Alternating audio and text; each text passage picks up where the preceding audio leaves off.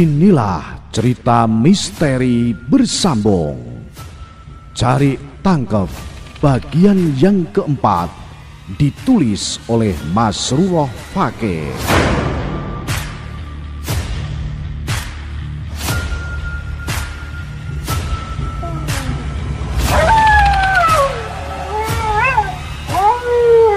Pada kisah lalu diceritakan, Fajar saat itu menyaksikan langsung di mana sosok Tambun masih memakai kain kafan lengkap dengan kapas menutup hidung, telinga dan dagu, terseret kain jarik yang mengikat di bagian leher menuju arah samping atau tepatnya di sumur tua.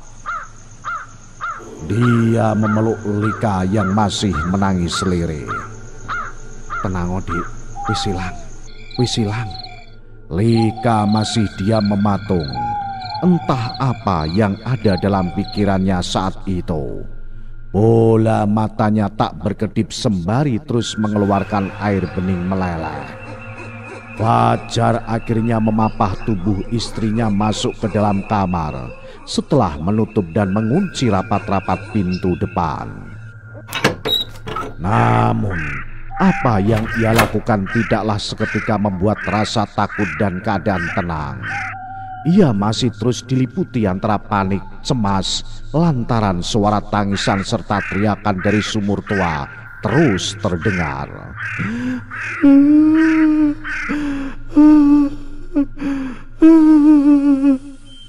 Sementara Lika sesekali tersengguk sembari memeluk erat guling seolah merasakan hal yang sama seperti Fajar.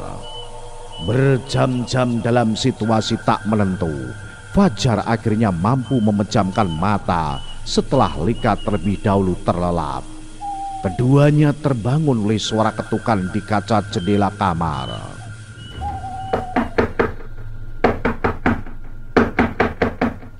Sedikit terkejut Fajar sebab mengira jika hari masih gelap.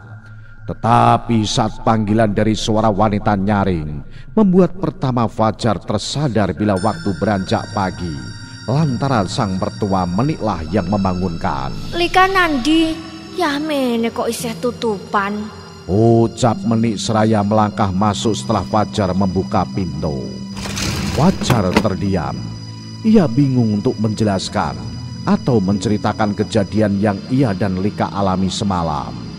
Dirinya meyakini bila itu hanya akan menyulut pertengkaran.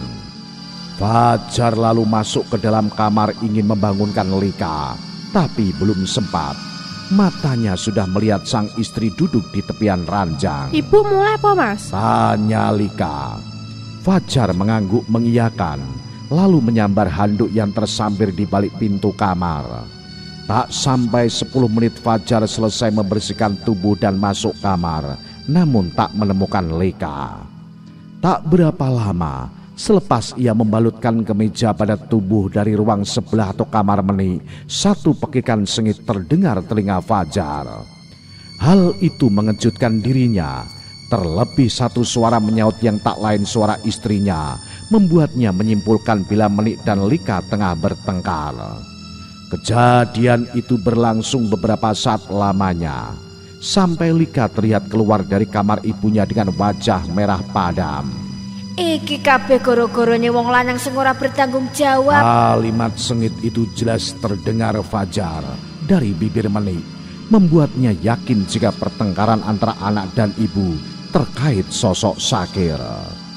Fajar hanya mengikuti Lika, mencoba meredakan amarah sang istri sampai sekian lama hingga waktu menjelang siang.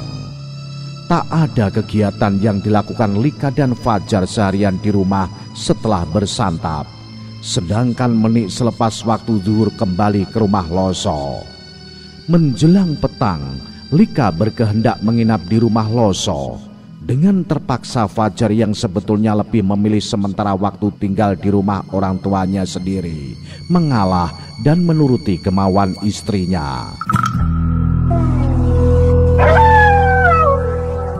Di malam ketiga, selepas acara doa bersama tetangga, kerabat dan warga biasa aktif dalam kegiatan keagamaan membubarkan diri, menyisakan saudara sedarah di rumah Loso. Tampak ketika adik Loso bercengkrama dengan keluarga lainnya. Fajar sendiri awalnya bergabung, tetapi tak sampai 30 menitan ia beranjak keluar. Ditemani cahaya terang lampu teras dan seribitan angin malam, Fajar menghenyak di sofa teras tempat biasa Loso dan keluarga bersantai. Semakin lama sapuan angin dirasa semakin dingin menyentuh kulit Fajar. Namun bukan hal itu yang membuat wajahnya tegang terkejut, tetapi sebuah aroma wangi bercampur amis tiba-tiba menusuk hidung. Fajar masih terduduk menyesapi ingin memastikan. 5 kali menarik nafas baru ia beranjak, seakan tahu dengan aroma yang semakin kuat tercium. Selangkah bergegas, Fajar kembali terpaku. Matanya terbelalak menyorot ke arah pohon mangga terletak di sisi kiri pintu gerbang pagar. Dari sebelah pohon atau tepatnya di tepian jalan desa, berjarak aliran selokan, tampak satu sosok berdiri tengah menatapi rumah Loso yang masih terbuka. Sorot lampu sedikit mengenai bagian tubuh sosok itu membuat Fajar dapat mengenali siapa sosok itu. Tengkuk Fajar pun menebal, bulu tubuhnya berdiri menandai rasa takutnya hadir merayap. "Pak Sakir?" gumamnya. Dari beberapa kali melihat, kali ini ada yang berbeda dilihat Fajar dari sosok Sakir, di mana dari lehernya melilit kain jarik melengser ke belakang sampai menyentuh tanah. Bukan saja hanya itu, aroma amis yang pekat juga tak biasa Fajar cium ketika melihat sebelumnya, membuatnya tanpa sadar berasumsi jika akan ada kejadian buruk di baliknya. Buru-buru Fajar masuk ke dalam dan menggabungkan diri di antara Pak Dilika dan keluarga lainnya. Wajahnya yang pucat sedikit membuat heran beberapa orang yang memperhatikan dirinya. "Kowe ngopo, Jar? Kok kaya wedi ngono? Apa urus setane Sakir neh?" ucap Hadi, salah satu Pak Dilika atau kakak kandung Menik nomor 3. Ucapan itu spontan mengagetkan Fajar. Ia pun menatap dalam-dalam hati, merasai sesuatu yang terkandung dari ucapan salah satu adik Loso. Sebentar suasana sunyi kala mata semua orang di ruang keluarga itu memandang Fajar. Lalu deren tawaryuh membahana terdengar pelan terkandung ejekan.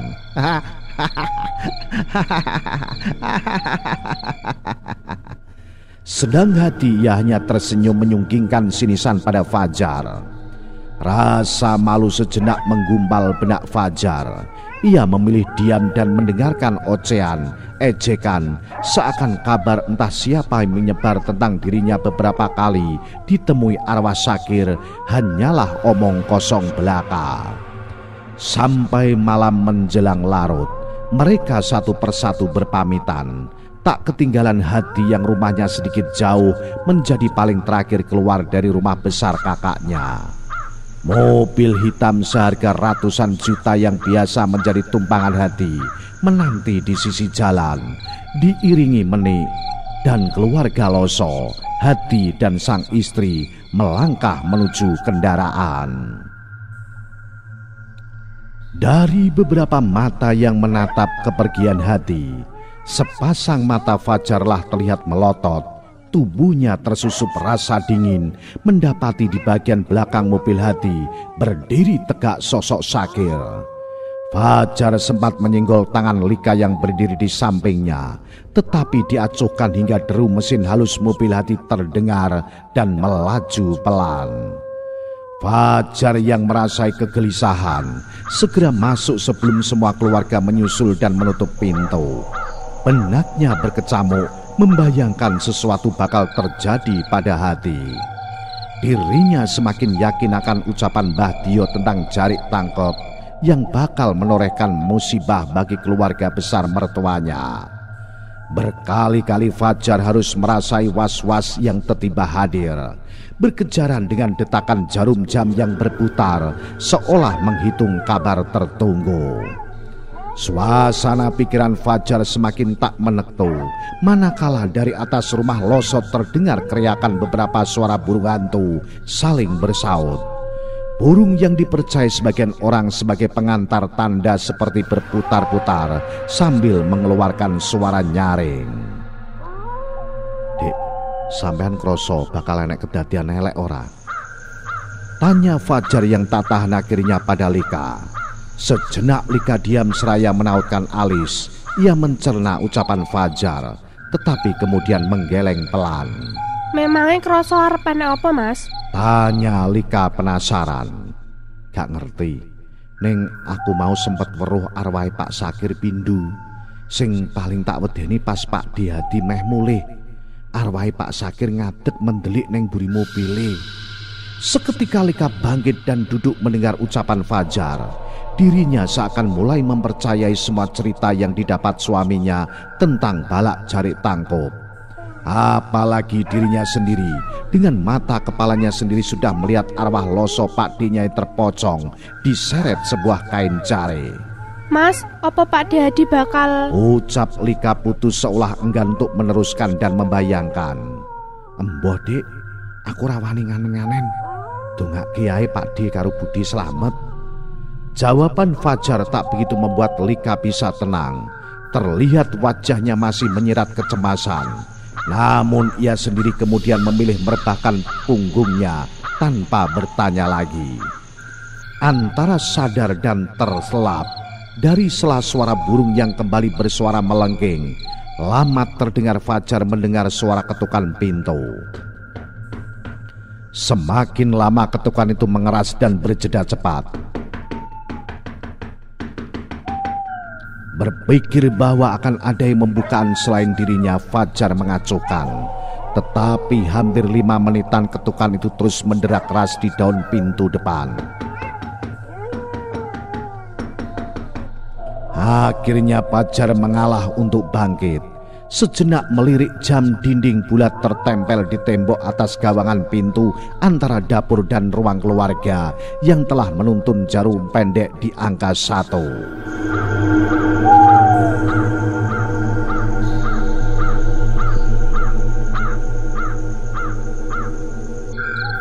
Sebelum memutar anak kunci yang tergantung, Fajar menyibak kain korden tebal berwarna kuning, melihat cukup jelas 2 orang berkaos dan berkain sarung tersampir.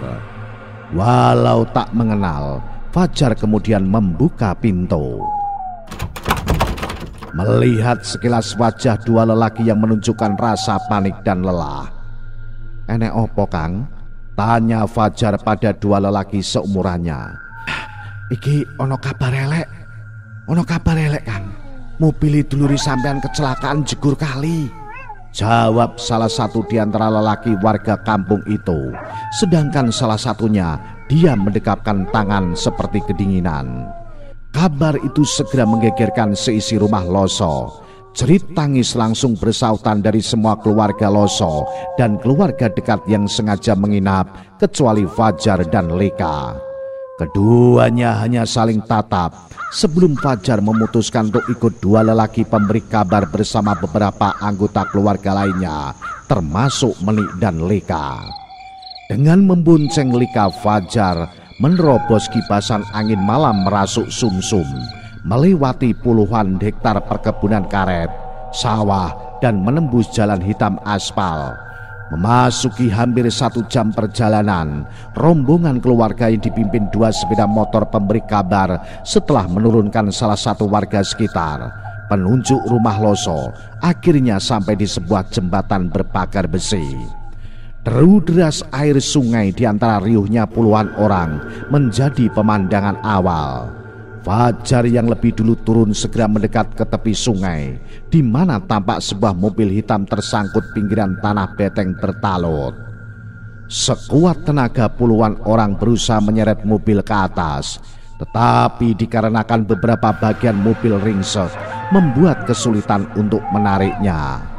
Di antara banyaknya orang tampak Takim sudah berdiri di tempat itu dan tengah membantu menarik mobil milik kakaknya. Sempat beradu pandang, Takim kemudian mendekati Fajar dan keluarga. Mau balik jam piro Kang Hadi saka kono? Tanya Takim sambil mengusap keringat di wajahnya. Jam 11-an Kang. Terus kok iso ngene iki? Jawab Fajar memakili menjawab bercampur isak tangis mendera beberapa keluarga.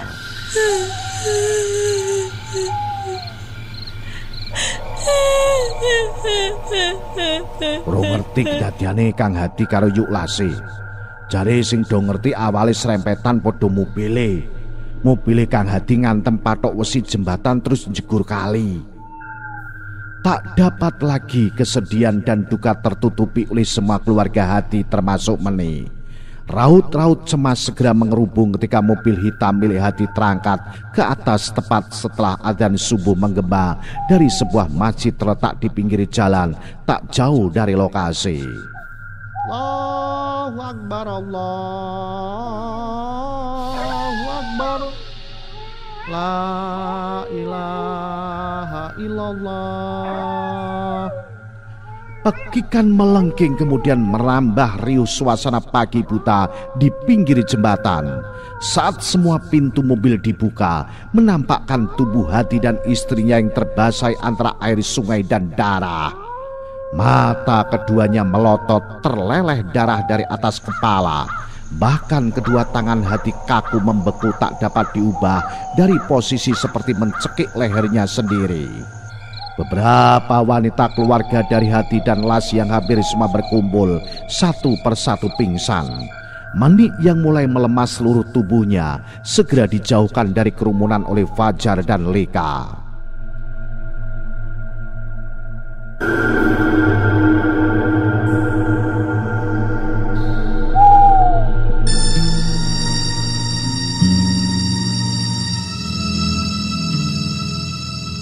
Semburat pagi di ujung langit menyertai mayat Hadi dan istrinya di bawah dua mobil ambulan. Beberapa anggota keluarga ikut mengiring di belakang. Tak ketinggalan Lika dan Fajar berada persis bersebelahan dengan sepeda motor yang membonceng Meni. Sesampainya di rumah megah mewah berwarna kolaborasi hijau dan putih, iring-iringan berhenti. Sambutan tangis lagi-lagi tak terbendung ketika tubuh tak bernyawa Hadi dan istrinya dibawa ke dalam rumah. Menilik posisi kondisi mayat Hadi, para sesepuh desa dengan dibantu pegawai puskesmas mencoba mengembalikan kedua tangan yang kaku mencekik. Tetapi sekuat dan berbagai cara sudah dilakukan tetap tak membuahkan hasil. Dan segera prosesi pemakaman pun dilakukan. Hanya orang-orang tertentu yang diperbolehkan melihat seonggok mayat Hadi yang tak seperti layak mayat biasanya. Setelah rampung pemakaman, separuh pelayat telah pulang dan hanya menyisakan beberapa orang sesepuh desa dan anggota keluarga dekat di rumah mewah Hadi. Selagi mengobrol, tampak dari arah jalan depan seseorang mengendarai sepeda motor berboncengan berhenti di halaman nan luas sesaat menghentikan percakapan mereka. Dua lelaki segera turun dan mengucap salam, kemudian masuk lalu duduk di dalam tenda sebelum mengutarakan tujuan kedatangan mereka. Sepintas tak ada yang aneh dari dua orang tak dikenal itu. Fajar yang ikut menyambut juga tak melihat adanya keganjilan. Namun kala salah seorang mengeluarkan selembar kain jarik batik 3 warna, wajah Fajar dan beberapa orang termasuk Menik dan Lika pucat pasi. Mereka diam saling pandang dengan arus pikiran masing-masing. Jarik iki ditemokne ning bekas kecelakaan mau bengi. Njur ana wong ngandani kudu diterke rene, mula saiki tak serahke. Ucap salah seorang sembari mengulurkan kain jarik dan diletakkan di atas meja. Suasana tersusup hening. Semua orang menatap kain itu penuh seksama, seperti merasakan adanya sesuatu di dalamnya. Selepas dua lelaki pengantar kain berpamitan tanpa memberi keterangan siapa orang yang menyuruh mereka, tangan salah satu sesepuh segera meraih dan mencium kain jarik. Alisnya kemudian bertaut di sela kerutan wajahnya yang menegang, serta kain jarik bercorak diletakkan. Jarik lorek telung werna, lambang tali katresnan sing wis dadi jarik tangkup, ucapnya sambil menggeleng kepala pelan. Perasaan tak nyaman seketika merayapi Meni. Tanpa bicara ia bangkit melangkah ke belakang yang kemudian disusul Lika. Aku ora ngerti perkara awale. Neng nyawang jari iki kecelakaan sing nimpa Hadi karo Las ana sangkutane. Ucap kembali sosok lelaki tua yang masih memegang kain jari. Sekilas semua orang yang berada di tempat itu mengerutkan dahi. Mereka menerka, menebak dengan jalan pikiran masing-masing, kecuali Fajar. Dirinya sedikit menundukkan kepala mengiyakan dalam hati ucapan lelaki tua sesepuh desa itu. Jarik tangkup iku jenis ilmu nopo mbah, kok ngasih iyo iso nyilakani? Tanya salah satu lelaki setengah baya yang terhitung masih saudara jauh Las, istri Hadi. Iki ngono dudu ilmu, ning balake ngluwi ilmu apa wae. Mergo sing nglakokne jarik tangkup arwah loro tergantung awang-awang ra duwe panggon. Ra kena ditebus sadurunge jarik tangkup buntel katresnane. Ucap Mbah Sam sesepuh desa tempat tinggal Hadi. Bila yang lain menganggukkan kepala mendengar penjelasan singkat Mbah Sam, Fajar justru mengangkat wajahnya. Dalam pikiran ia merangkai kembali semua kejadian, mulai acara pernikahan yang menjadi awal mula petaka sebab penolakan Meni, meninggalnya Sakir karena bunuh diri, dan kejadian menakutkan lainnya. Dari semua itu Fajar dapat menyimpulkan jika jarik tangkup akan terus mencelakai sebelum membungkus tubuh Meni, mertuanya sendiri. Berpikir hal itu timbul rasa takut mendalam akan keselamatan dirinya sendiri. Sebab kini dirinya terhitung telah menjadi bagian dari keluarga besar Meni. Le, kowe sing ngerti perkara iki, simpenen jari iki. Ora perlu kowe wedi. Jari iki mengkone dijukuk, digawa dhewe karo sing duwe. Iki muk simbol nyawa golek kanca. Fajar seketika terkejut kala Mbah Sam selesai berucap, mengulurkan jarik terlempit rapi padanya. Sungguh dirinya ingin menolak, tetapi tak bisa sebab Mbah Sam meyakini dengan anggukan kepala. Kejadian penyerahan kain jarik tangkup disaksikan 3 pasang mata yang masih berada di tempat itu. Menatapi Fajar penuh tanda tanya yang baru menerima kain dengan tangan gemetar. Selanjutnya mereka semua membubarkan diri, memilih tak ingin turut campur lebih dalam lagi, atau sekedar tahu apa masalah sebenarnya dan siapa orang yang dimaksud oleh Mbah Sam. Tak berapa lama setelah Mbah Sam paling akhir berpamitan dan sempat meninggalkan beberapa pesan, Fajar pun lalu ikut beranjak, mendekati sepeda motor miliknya, memasukkan kain jarik 3 warna ke dalam bagasi kendaraan miliknya. Hari pertama meninggalnya Hadi dan istri diadakan acara yang sama keagamaan. Tetapi kali ini diadakan selepas waktu asyar, mengingat di rumah Loso juga masih berkabung. Atas dasar itulah kesepakatan waktu diatur keluarga besar Hadi dan Loso, yang kali ini diwakili oleh Takim dan Simo, 2 kakak Meni. Menjelang maghrib Fajar berpamitan setelah acara kirim doa selesai. Namun Meni memilih untuk sementara waktu tinggal di rumah peninggalan Hadi. Berboncengan dengan Lika, Fajar memacu roda 2-nya menyusuri jalanan hitam aspal, melewati kota kecamatan kecil sebelum sampai di jembatan tempat Hadi dan istrinya mengalami kecelakaan. Kerlipan lampu jalan hanya dinikmati sebatas sampai di sebuah toko besar simpang 4 berjarak sekitar 2 km dari jembatan.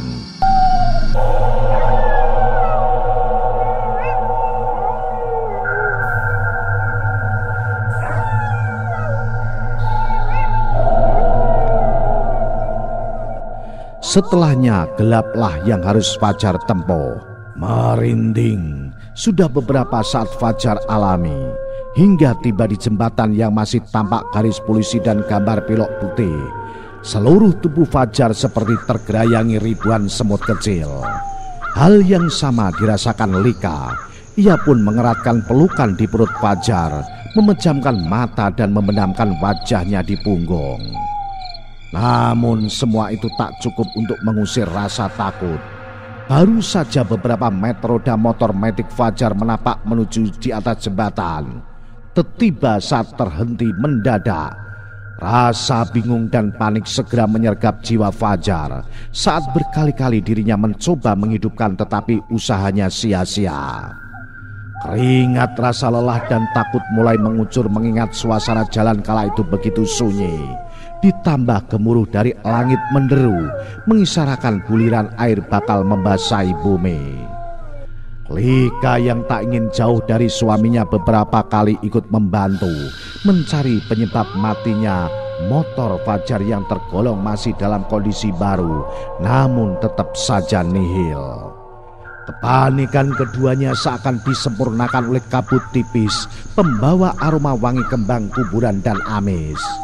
Semula tak begitu mereka hiraukan, namun semakin lama aroma itu semakin pekat dan menyusup di hidung, menyesak dalam dada keduanya. Fajar akhirnya berinisiatif menuntun roda besinya untuk melewati jembatan yang lebih dari 200 meteran panjangnya, dengan lebar tak kurang dari 5 meter. Selagi baru 3 langkah harus tertahan oleh sesosok bayangan yang berdiri menghadang di tengah. Fajar dan Lika saling pandang dalam diam. Kemudian Lika merapatkan tubuhnya di belakang Fajar, menunjukkan rasa takutnya telah menjalar penuh. Kaki Fajar seketika terasa terpaku, manakala sosok itu perlahan berjalan mendekati, menebarkan aroma baru yang sudah pernah Fajar cium. Dalam keadaan itu Fajar pasrah. Ia tetap berdiri tegak seraya matanya tak lepas menatapi sosok yang semakin dekat, semakin membuat dugaannya menguat pada satu sosok. Ojo wedi nduk, Le. Aku pengen ngelingke. Sak marine iki baleni meneh lemu ijab yo. Ucap sosok itu tak terlihat jelas wajahnya. Rong wengi neh jarik wi bakal tak jupuk kanggo nyicil urusanku. Jogo apik-apik anakku, Le. Sambung sosok itu sebelum membalikkan tubuh, berjalan menembus tebaran kabut tipis, meninggalkan Fajar dan Lika yang masih terselimuti ketakutan. Nah, bagaimanakah kisah selanjutnya? Ikuti terus cerita misteri bersambung. Jarak tangkup ditulis Masrurah Fakih. Salam Jimatres, salam satu misteri. Au.